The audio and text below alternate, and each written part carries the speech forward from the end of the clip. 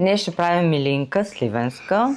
Слагаме 100 мл топла вода, насипана лъжица захар, хоп, мая, лъжица кисело мляко.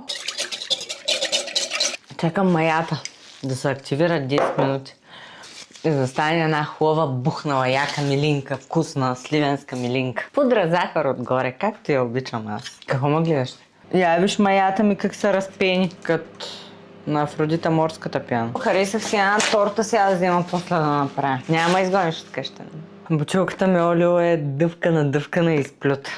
Така като та няма и на мен ми е едно много такова, аз сама си говоря.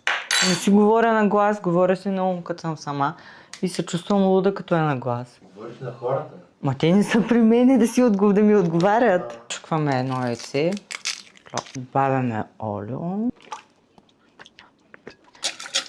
Сега си добавяме половината брашно. Тестото е умесено меко, лепкаво.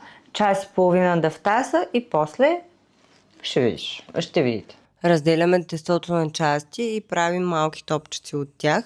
Потапяме в олио и ги нареждаме в тавата. Сега слагаме масло.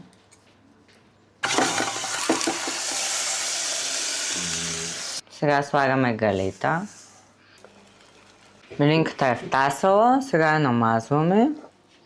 Милинката е готова и я слагаме да се пече. Ето е милинката, изпечена, току-що е извадена от фурната.